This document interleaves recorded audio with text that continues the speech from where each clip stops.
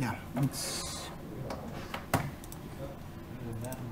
streaming. So, good afternoon, everyone.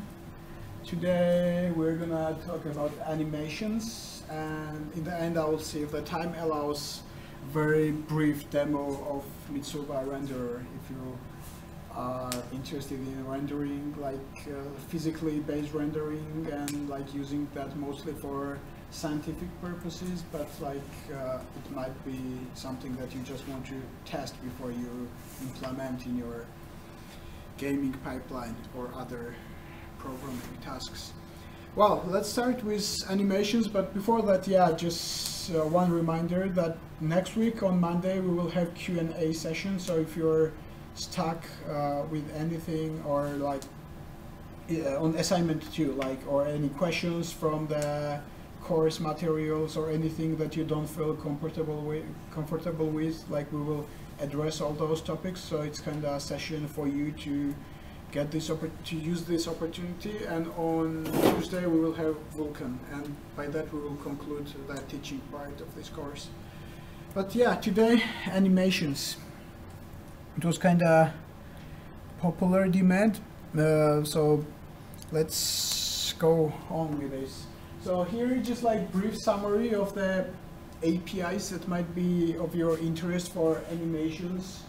Like some of you I know have looked into SDL already. So SDL2 is like cross-platforms, has support on Linux, Mac, Windows, and has like input interface like keyboard, mouse, supports networking, so it's used like pretty often. Or there can be some alternatives like Java 2D in Unity, and like different APIs that might be used for animations. But like a quick reminder, I'm sure you all are aware of that Flash is dead. Even Adobe conceded this fact.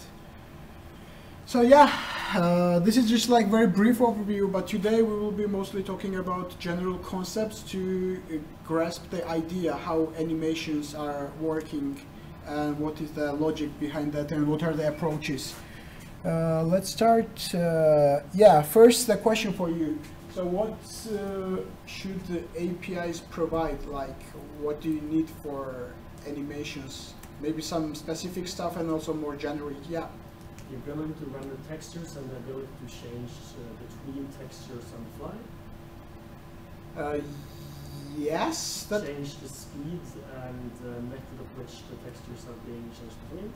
Well, generally, like by very generic approach, it's like vertex and normal positions that change when a single object is moving, but the texture remains the same. For example, if I move, like the vertices and the corresponding normals should change the location, but the texture that is placed, for example, on my shirt right now doesn't change because it corresponds to the same vertices.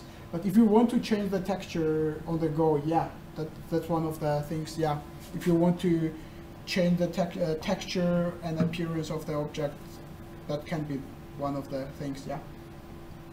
More? Depending on the type of animation, if it's a skeletal animation, you need like weight, how much each bone affects each vertex. Yeah, the weights, like, yeah, the weights in skeleton animations. Yeah, you were just like ahead of several slides, but good point. But something like more generic and fundamental, like what concepts are important in animation. Yeah, please. Playback speed and like what animation is currently playing. Yeah, timing, also like transformations, rotation, scaling. Also lighting is important, and physics up to a certain level. So here is a brief outline. So what it must provide, like indeed placement, like splitting the pixels into the image, or X, Y, and sometimes if you have 3D Z dimensions. So actual dimensionality and the space for placing the stuff. That's a minimum thing, but also like transparency, masking can be helpful, several layers, like we have here, different layers, and general like system for animation that we will go through, like all the details of that. But there can be like automatically provided like support for transformation, lighting, and physics.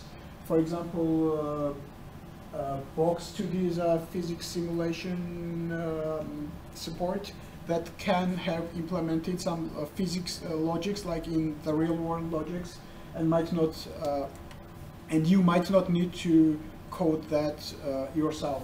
But in general, yeah, it's not necessary to duplicate absolutely realistic physics, and we will see this why.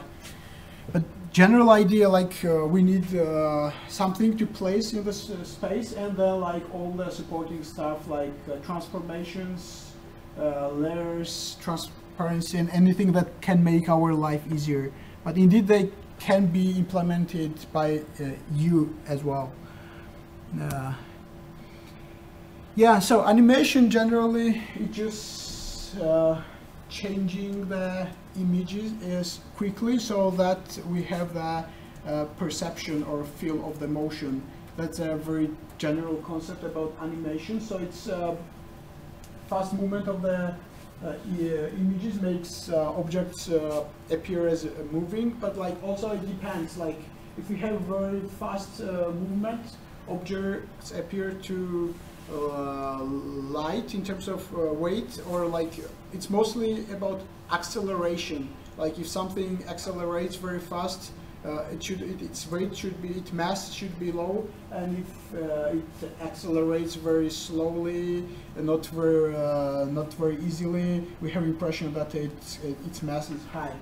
And like yeah, concept of acceleration and deceleration, and controlling the timing. So how many frames do we have per second, and how fast each frame is kept on the display. So, and how much time offset do we have between from one frame to another. This is all the factors that impact the animation quality as well as the perception. Yeah, it's yeah, well, we will go through the concepts outlined by Disney because of their immense experience in this, and surprisingly, the concepts of very old age, like early days animation, where the frames were drawn manually, like each frame was drawn by hand, and then they were just like switched one after another to have the feel of animation, is still pretty relevant, and we have approach that we will address soon, that it's like the logic we can say that remains the same, but of course we have like lots of new capabilities that makes our life a lot easier. And yeah, I mentioned that the timing and frequency of the frames changing can provide very interesting information about material itself, and can convey the information how the object is like. And one good example from material appearance I just came to my mind is viscosity. So how low viscosity materials like liquids correspond to deformations very easily, do not resist a lot, while for high viscosity liquids they are more sticky, more difficult to deform, and slower. So like the way the water removes, the way we have like time defined for each water frame and its movement can define how we feel it. So if we have like a very smooth movement and a very fast movement for water frames, we will see it like as low viscosity, like very something that spreads very fast. But for syrup, or let's say honey or toothpaste, if we leave each frame longer on the display, we see this like slow motion, slow spread on the surface that has a feel of high viscosity. So this is just one example, and another great example is this bouncing ball. So what? So there is a ball that is bouncing and deforming a bit here. So what does this tell us about the material property? So what can you conclude? What is this ball like? The material? Yeah? It's a soft material because the ball actually not stretches, but in the English word compresses. In addition, it releases that energy and goes up again, so it has a bit of it has an ability to bounce. Yeah, exactly. So it's bouncy and soft, maybe elastic. So we have pretty much information already taken from this single frame, and when we watch the animation, it's more rich in terms of the information. But it's not necessary, and even can be said that it's discouraged to copy physics from the reality, because when we exaggerate stuff, or when we simply go over, like around the actual physics of the real world, it can be more interesting, more fun, more entertaining for the users. So the rule of thumb is to have a user study to show the users whether the animation is interesting, attractive, like entertaining for them, and decide whether the material properties embedded here and the logic defined for material properties is good for users or not. So it's not must to have like absolute physical reality, because one good example can be a racing game. So if you have absolute physical realism, your car will fly out of the road or will be damaged so that it can't drive anymore. So it will become boring for the players very fast. So you sometimes need this cheating of the physical world to make the game fun and entertaining. Another very important point is continuity. So I think it's better to start with a video. Let me see. Yeah.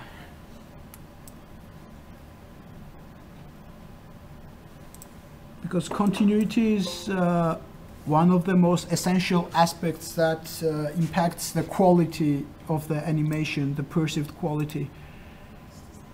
Okay. Hey guys, so I decided to make a video series dedicated to the 12 principles of animation as described by the legendary animators Frank Thomas and Ollie Johnston. So the first sorry. Maybe. Oh yeah. This video illustrates 3 different levels of continuity. The first one is no continuity, not even continuity of position. You can see that the yellow path is broken in the middle. Because it's the speaker of my laptop, I'll try to get to whether the projector, does it have any speaker? Yeah, do you get the speaker or the sound options in the lower left? You don't have a drop down for... Here you mean, right? Yeah. No, it doesn't. You're connected with HDMI? Yeah, it should be automatic. Yes. Sound. No, it doesn't see anything but like that of my laptop. There's nothing up here. Picture comes from here. It doesn't seem to be. Tag, no, cancel.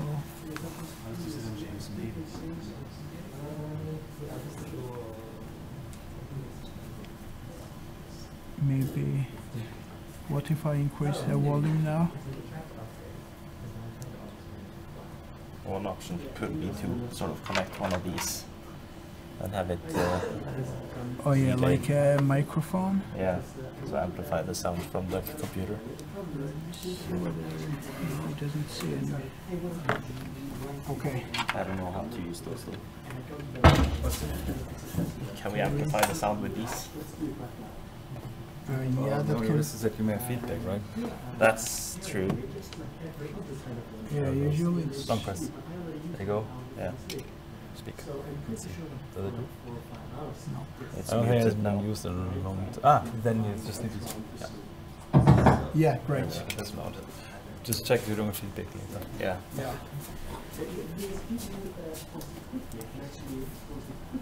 All right, here we are.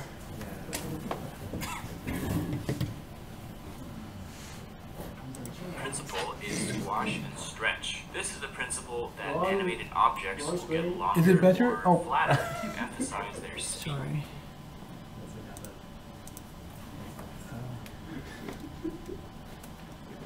Oh yeah. This video illustrates 3 different levels of continuity. The first one is no continuity, not even continuity of position. Is it You can better? see that the yellow path is broken in the middle, so that when the car traverses it, at this point in the middle here, it seems to suddenly teleport. In fact, it does. This would only be appropriate in a science fictional setting.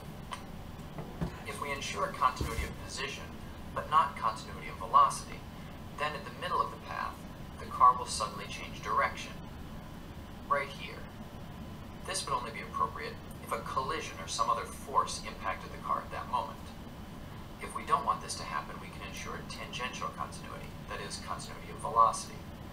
This path has no sudden changes in velocity, although at the middle point here, there is a sudden change of acceleration, but it's difficult to see. If we even wanted to remove that, and make the car have perfectly smooth driving, we would ensure curvature continuity, that is, continuity of the second derivative of position. You'll notice that on this path, the car has very smooth driving. That's a subtle change, but you can ensure it with C2 continuity if you want to. Yeah.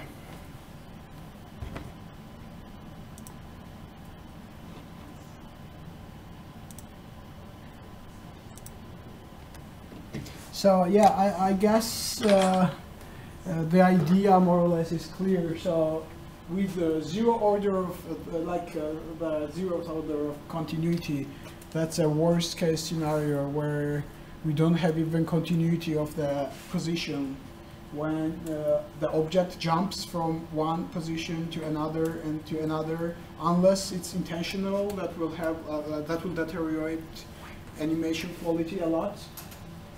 And then by first order, we have a smooth movement in terms of position, but we can have sudden changes with the direction of velocity. So if we have like velocity in this direction, then the car might suddenly start moving this way, as there was in the video. So it is still kind of jerk-like feel that is also like very perceptive. And what is not very visible and apparent is like lack of acceleration continuity, when the acceleration is not in one direction, but it suddenly changes into another direction. But if you are not very cautious and do not look like the movement and the velocity of the object, it's difficult to see. But like for full consistency, it's important to have like all those 3 that is continuous, smooth, and does not jump out or change directionality out of nowhere. So like the position, velocity, and acceleration. So hope those like concepts are familiar from your maybe high school or secondary school even. Yeah, and here comes in concept of curves. It's more convenient and more easy to manipulate to have the curves that correspond to that is applied to velocity change or like any of those parameter change, rather than calculate all the forces and physics behind that might become very cumbersome and difficult to play with. While we have while these curves more or less emulates physics, and also ensures that we have very like smooth movement, and we don't have that kind of artifacts that we have seen in the video.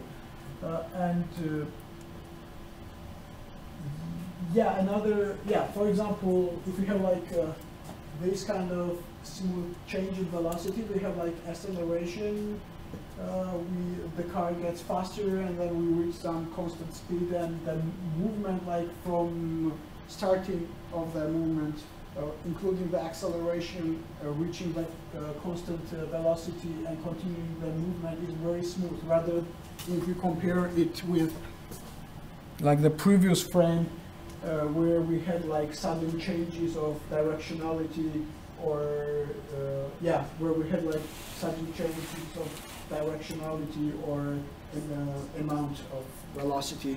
So these smooth curves are important to ensure smooth movement. And another rule of thumb is to think in terms of timing rather than in terms of number of frames. For example, when you want to control how smooth a movement is, just control the timing offset between the frames. That's simpler rather than squeezing like some different frames into a fixed amount of time. So like if you have one frame, just think how long you want to leave it on the display, and then when you have the consecutive frame, it's just like how much should be delta time, so how much should be time offset between displaying the first one and the second one. And we came up with actually not we, but Disney people came up with some key principles that makes their animation makers' life a lot easier, and that is kind of basis for modern animation philosophy. And actually I think it's better to go quickly through all of them, and I will show you the video. So like, what are those 12 principles? Squash and stretch, like when changing, distorting the shape in order to highlight the material properties, and a good example of this could be that bouncing ball. Another is timing and motion that I have just spoken about, that spacing between actions can be very informative and very important for actual material and visual appearance feel. Anticipation is a good concept where the character starts preparation for the action, that is kind of to attract the attention of the viewer. Like for instance, when the character wants to start to run, first like kind of rolls his legs and then starts to run. Or if he wants to hit something, first it's like for a few seconds like in a pose that is preparing for the action, and then actually hits. So this kind of highlights are important to show and make particular action more effective on the audience. Staging is another explicit trick to attract the attention of the audience to particular part of the scene. For example, when there is a spotlight and you are tempted to look to the character that is under this spotlight rather than other part of the scene. Straight ahead action and pose to pose action. All right, yeah. This is two different approaches how to arrange the continuous movement. Imagine you have to draw and animate jump, like falling from a cliff, let's say, and there are like two ways of doing it, like two different approaches. Either draw it incrementally, like first draw the first frame, then the second, the third, fourth, five, until the character reaches the bottom. Or you can have a starting position, the last position, and interpolate everything in between. So what do you think, what could be pros and cons of those ones? Yeah. That sounds like it take less time. Yeah, that can be the case. Yeah. What else? Yeah. The first one looks better. Which one looks better? The one where you don't interpret it. Not always, actually. It depends. Like, for example, when you don't interpolate and explicitly draw everything, the trajectory might be unnatural. So you need to be very certain about the trajectory and all the movements one by one incrementally. But also when you interpolate, there can be some intermediate actions that you just miss, so that you might need some anchor frames in between, because if you just like take the starting of the fall and end of the fall, there might be something happening in the air that you might miss because of this interpolation. Yeah, that's more or less it. And follow through. Oh yeah, follow through and overlapping action is just like a correlation and links between the actions. So there can be one action that comes out of the second one. For example, if the character falls on the ground, that action is finished, but maybe his head might continue, or hair bouncing, or something like that. So the one that logically comes out of another action and continues after the first action is finished. Oh yeah, another disadvantage of pose-to-pose action is that you necessarily need to be certain about the end position, so you need to know where the object or character ends. So you need to be certain about the whole path when you interpolate. Yeah, slow in and out is just like having more dense sampling when the character accelerates or decelerates. So when the velocity is constant, there are like less number of frames, while when you have acceleration, you want more smoothness for more realistic expression of this like change of the position and velocity. So for this one, there is less timing between the frames, so the offset between the frames decreases, and you have more frames to image acceleration and deceleration. Arcs is just like predefined trajectory or path that corresponds to natural movement to ensure that, okay, the character follows this trajectory when he moves across the scene.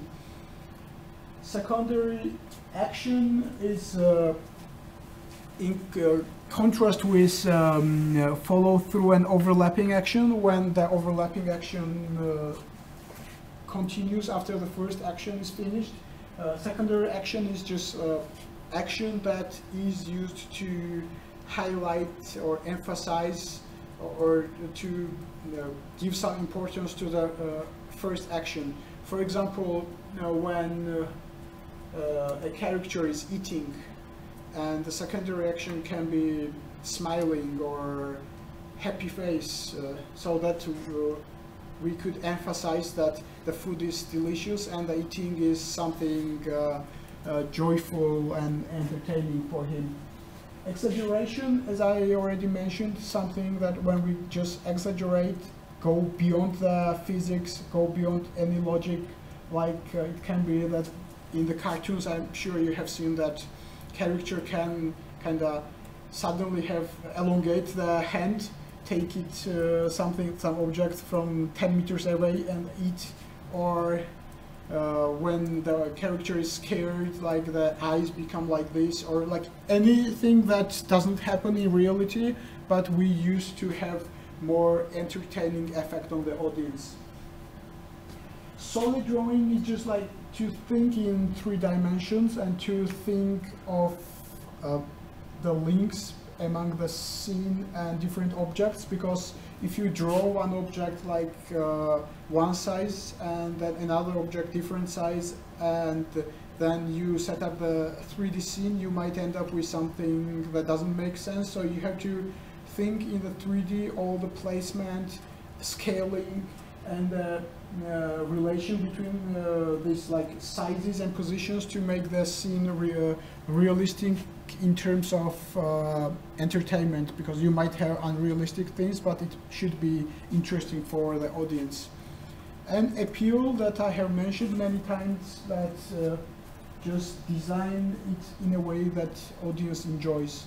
And also this can be something very negligible details that can eventually be important for the audience. One example of this can be when there is a scene in the classroom. There is hardly any empty space or like vacant chairs or some mess, so unless it's done on purpose. So there is intention of the animation maker to make the scene relaxing, appealing, and to avoid some annoying parts in the scene that might not be very interesting for the observer, and not to be very redundant as well. Oh yeah, films and games. So in your, maybe I'd better hide this one. So in your opinion, what are the most critical differences between film animation, so animation films, and animation in terms of gaming? So what makes them very different conceptually? Yeah, please. Okay, you, oh yeah, you start. Here, well, in films you can predict exactly how everything is going to look to the user, while in games there is interactivity, so things might not always look the way you can't necessarily anticipate how the user is going to view the scene. Yes, yes, interactivity, that's a very important concept. Yeah, that's right. What else? Yeah, I was thinking similar, likely, like in games you need a lot more transitions between various states of animation, that you, and you got to think about them all to make it look seamless, whereas in film is usually everything is planned out and you know exactly the kind of animation you need. Yeah. You don't need any input from anyone else except like whoever's making the movie. Yeah, that's right. So yeah, in animation, yeah, as you said, everything, all the narrative is planned and prescribed, so there is no surprises. So all the emotions, transitions, viewing angles, everything is just like planned before, and animation animation film just like runs from the beginning to the end without any side stories, let's say. While in gaming, you have you can have like you can't have predicted future. You can have infinite number of different, well, depending on the game, but like many number of scenarios. The transitions, transformations, actions, emotions cannot be predicted. So it depends on the user input. So there is no just like smooth starting to the end flow of the narrative, but there is lots of different ways possible, and the system should be ready for any kind of direction the user selects. Yeah, viewing angle can change directions, and this comes from interactivity, because in animation film you simply just watch whatever is planned by the authors, while in gaming it depends on the interaction from the user. And of course gaming part is like a lot more difficult to model and to realize, rather than just like fully planned and prescribed narrative of the film. Yeah, timing again, that is very important. I guess I have spoken mostly on those concepts like FPS, I'm sure is familiar concept for all of you, frames per second, and frames of the animation. Yeah, this is important. So frames should be fixed, like timing should be fixed and prescribed according to the intention of the animation maker. So we should predefine how much timing or delta t, that is offsets in the time between one frame is displayed and the second frame is displayed, so that we have this delta difference. So it should be run according to these predefined offsets between the frames rather than be dependent on the hardware. So we should try our best to decouple this process from hardware dependency. Otherwise, we might not get the look or the animation or the effect we intended to, and the animation will differ from one viewer or observer to another. And yeah, it's important to describe the sequence of the frames, and in some cases, as you can see, you could reuse some frames again and again, or you can have a loop. What can be an example of this? So why you might need, or why you might need to reuse the frame when it makes sense?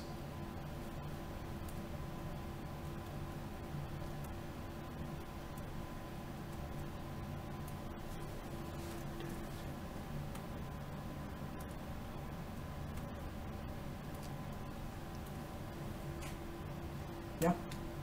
For example, if you're walking, then it's usually like 2 steps to get back to the same foot, but the arms are probably going in sort of the same motion, so you can like reuse the frames just backwards, maybe. But would the background be the same in the case?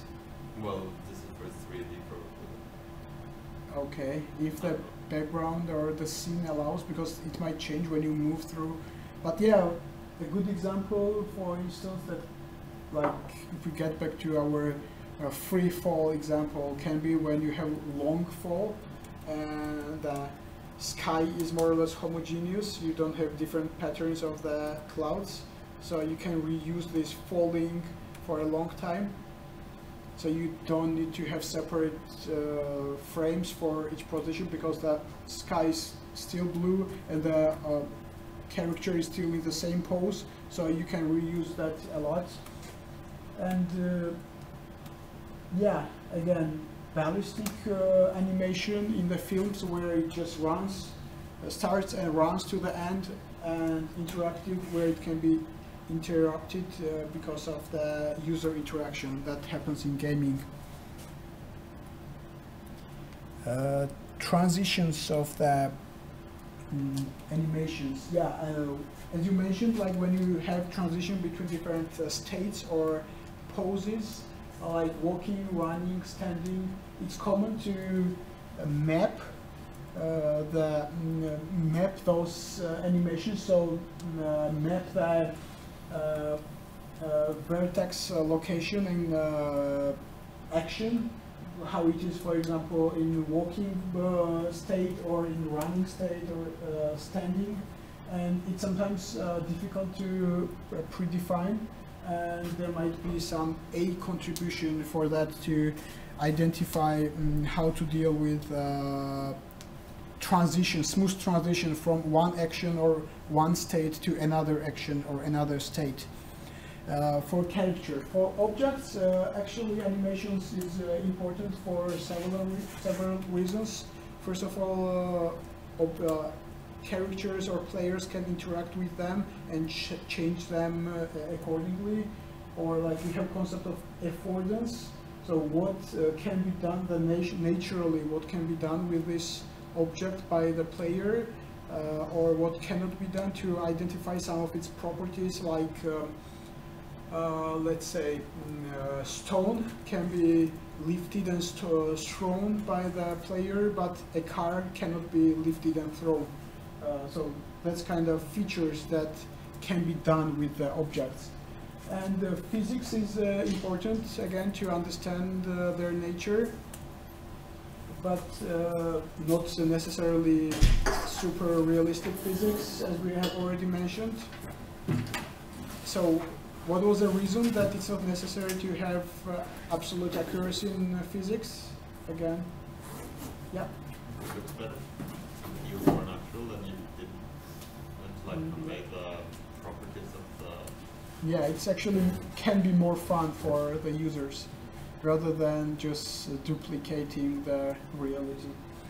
And yeah, subtle animations can make it more interesting and attractive. For example, when there is a collectible, you need to attract the attention of the player. So a coin might be rolling or be shiny or having this glitter or something. So anything that just attracts the attention of the user. Let's see what else. Yeah.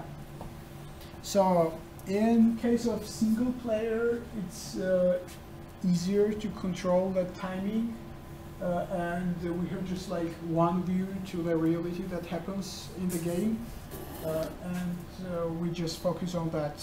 But like it's still important to have a good FPS, because if the FPS is very low, we lose the feel of animation and movement. But when there is a multiplayer game, the situation is more difficult, because it can still depend on the hardware or networking or lots of different variables. So animation might not be identical among different players, but we should ensure that the reality, or as we could say, state, should be identical.